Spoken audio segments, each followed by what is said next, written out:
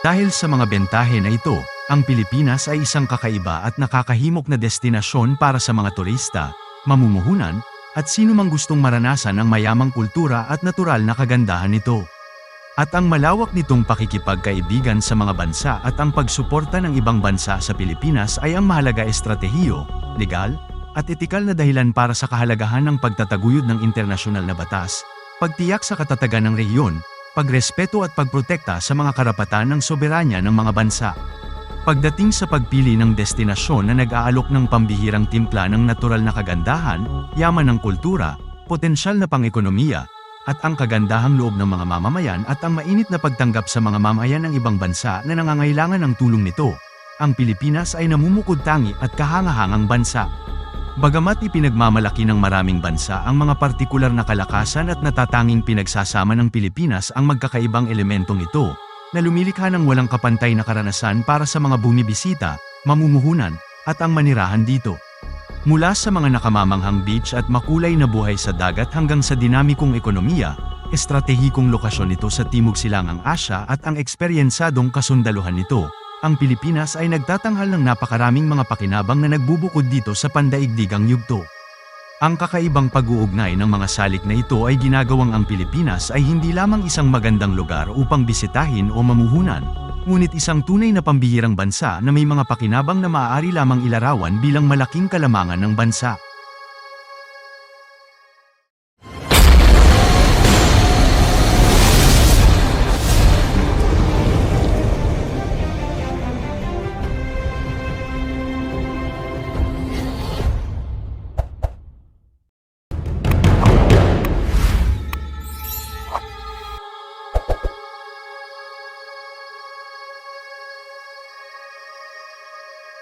Alam mo ba kung ano ang pinagkaiba ng Pilipinas sa mga kalapit bansa nito? Hindi lang ang mga nakamamanghang beach o magagandang mga tanawin, o ang kakaibang lasa ng mga lutuing Pinoy, at kagandahang loob ng mga mamamayan nito. Ito ang hindi kapanipaniwalang mga pakinabang ng bansang ito kaysa sa layunin nito sa China. Ang superior na kapital ng tao at mga ari-arian ay isa sa pinakamalakas na bentahe ng Pilipinas sa ibang mga bansa sa Asya ay ang mga manggagawang Pilipino. Sa pagtutok sa mas mataas na edukasyon, ang bansa ay may isa sa pinakamataas na rate ng literacy sa mundo na umabot sa 94.6%. Sa mga tuntunin ng pag-unlad ng infrastruktura, ang Pilipinas ay isa sa pinakamahusay sa marami sa mga kapitbahay nito. Kilala rin ito sa kagandahang loob sa pagbubukas palad nito sa pagtanggap ng mga refugee ng ibang bansa at ang malawak na pakikipag-ugnayan sa ibang bansa, kasosyo sa negosyo at mahusay na komunikasyon. Kabilang sa mga ito ang ilang malalim na impormasyon tungkol sa kung ano talaga ang nagbigay sa Pilipinas ng kalamangan sa China sa mga nakaraang taon. Naging hub of attraction ng Pilipinas dahil sa mabilis nitong pag-unlad. Ang kabiserang lungsod ng Maynila ay matatagpuan sa rehiyon ng Kanlurang Pasipiko ng Timog Silangang Asya. Ang bansa ay isang tropikal na rehiyon na may tropikal na rainforest na klima, malawak na topografiya, at isang kayamanan ng biodiversity.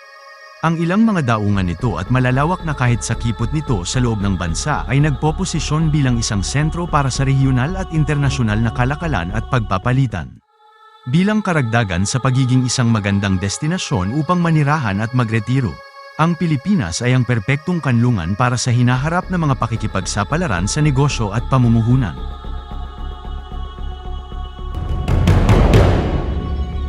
Kabilang sa mga bentahe ng bansa ang magandang posisyon nito, ang masisipag nitong mamamayan at ang karamihan sa populasyon nito na bihasa sa pagsasalita ng Ingles. Ang patuloy na pag-unlad ng infrastruktura para sa pandaigdigang pagpapalawak para sa demokratikong administrasyon nito at ang liberalisadong ekonomiya. Ang pagkakaroon ng isa sa pinakamatatag at dynamic na ekonomiya sa Asia-Pacific area, kung saan ito ang malinaw na entry point para sa East Asian economies. Ang Luzon, Visayas, at Mindanao ang tatlong pangunahing grupo ng isla na bumubuo sa kapuluan na ito, na kabilang sa pinakamaraming isla sa mundo na may 7,107 na isla. Ito ay isang mahalagang entrance point para sa higit sa 500 milyong mga tao sa ASEAN market at isang gateway sa internasyonal na pagpapadala at mga airlines na angkop para sa mga European at American firms na matatagpuan sa intersection ng Eastern at Western business axis. Mayroon itong 22 airline na naglilingkod dito at ang mga malalaking lungsod tulad ng Taipei at Hong Kong ay aabot lamang sa 1 o 4 na oras ang layo sa pamamagitan ng eroplano. 3.5 oras naman ang layo sa Seoul, Tokyo, at Singapore. Samantalang ang Australia ay aabot ng 8 oras, 14 na oras sa US West Coast, at Europe na may 12 oras ang layo. Ang mga manggagawang Pilipino ay isa sa mga pinakanakakahimok na bentahe na mayroon ng Pilipinas sa alinmang ibang bansa sa Asia. Mayroong maraming supply ng dekalidad na paggawa na may malaking pool ng pangkalahatang mahusay na pinag-aralan, lubos na kasanayan, may kakayahan, malikhain at marunong magsalita ng English na lingwahe para sa mga labor force, na maaaring tumugon sa mga pangangailangan ng kumpanya sa maraming antas, mula sa ranggo at file hanggang sa gitnang pamamahala at mga senior executive na nag-aalok ng world-class na pinansyal, legality, accounting, at iba pang kritikal na serbisyo.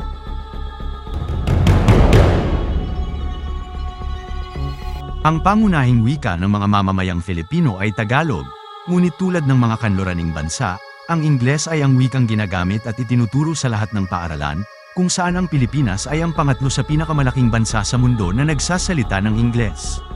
Malawak din itong sinasalita at nauunawaan ang mga wikang ginagamit nito para sa karamihan ng mga negosyo at legal na transaksyon. Sa pag-unlad ng infrastruktura sa kabila nito, ang Pilipinas sa maraming kaalyado nito ay nahaharap pa rin sa mga ibang suliranin. Kung saan kilala rin ito sa mahirap na mga pattern ng mga trapiko, mahabang pagkukommute, under capacity sa mga international na paliparan, at ang port congestion ng mga sakayan. Samantala, sa usapin ng infrastruktura ng mga flagship project noong Hulyo taong 2023, sa pamamahala ng Administrasyong Marcos ay mayroong 177 na proyekto sa listahan nito. Sa mga ito ay ang 71 na nasa iba't ibang yugto ng konstruksyon, 30 ang naaprobahan para sa pagpapatupad, 8 ang naghihintay ng pag-aproba ng gobyerno, 52 ang nasa paghahanda ng proyekto, at 36 ang nasa pre-project preparation. 6 lamang sa 30 proyekto na naklear na para sa pagpapatupad ay walang kaugnayan sa transportasyon mula sa 71 flagship infrastructure projects na kasalukuyang isinasagawa. Dahil ang mga pautang sa TIDE ay ibinibigay sa paborableng mga rate na may pinalawig na mga tuntunin sa pagbabayad, kung saan sinuportahan ng gobyerno ng Pilipinas ang mga proyektong nauugnay sa mga ito bago ang panahon ni Marcos. Nanguna sa domain na ito, napanalunan ng Japan ang mga high-profile na proyekto ng tren ng maagap. Nakakuha rin ang Pilipinas ng concessional financing para sa mga flagship projects mula sa Korea, World Bank, at Asian Development Bank.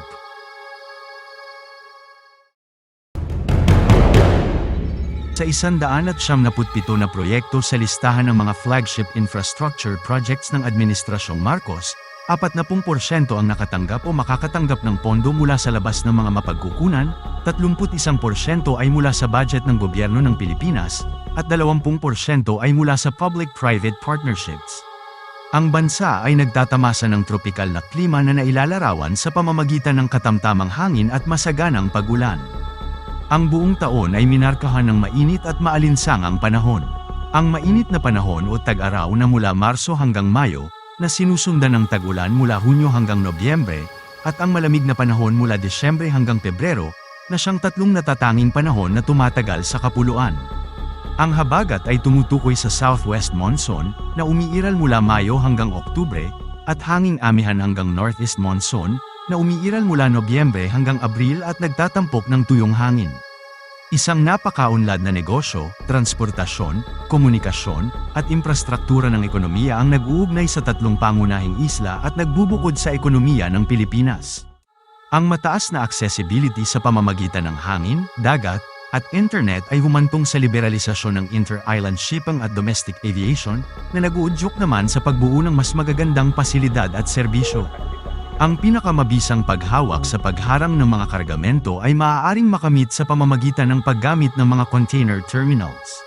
Sa fiber optic cable na nagsisilbing pangunahing backbone network at satellite na nagsisilbing backup, ang komunikasyon ay nag-aalok ng redundant sa buong mundo sa pag-a-access sa lahat ng oras. Ang pagpapalawak ng rehiyon ay binibigyang prioridad ng mga pagbabagong pang-ekonomiya na nagiging sentro ng negosyo maging ito ay nasa labas ng lugar.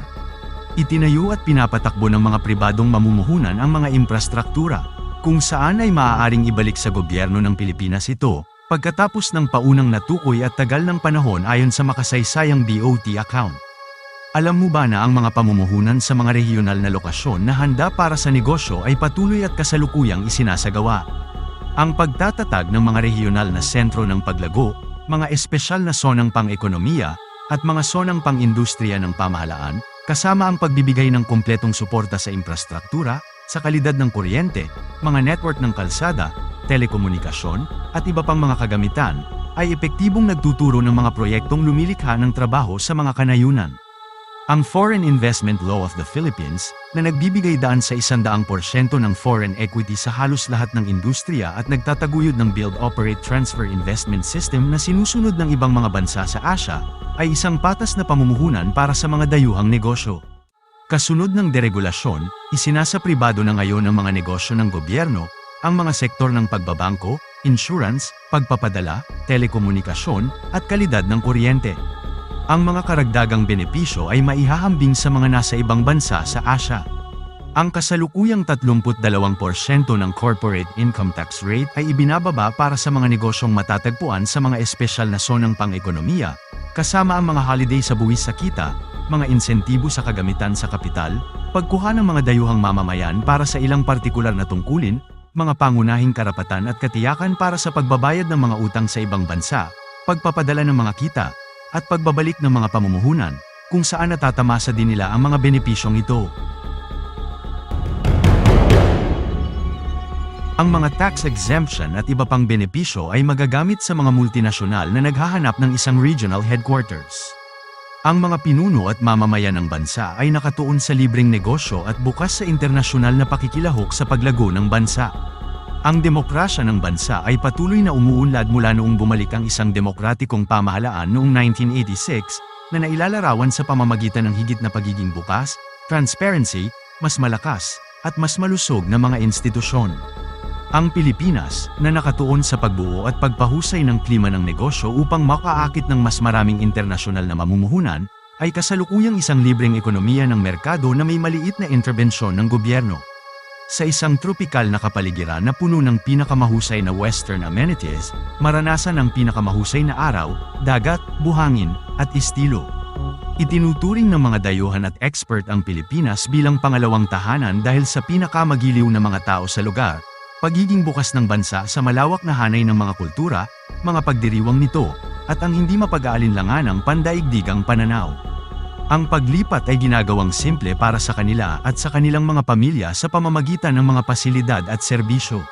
Magandang pabahay na may karagdagang benepisyo ng madaling ma-access na mga amenity at serbisyo para sa tahanan. Ang buhay executive ay nagiging mas nakakagiliw sa pagkakaroon ng mga business center, paaralan, kontemporaryong ospital, at health air facility, retail center, hotel at restaurant, beach resort, at recreation center, upang pangalanan ang ilang benepisyo.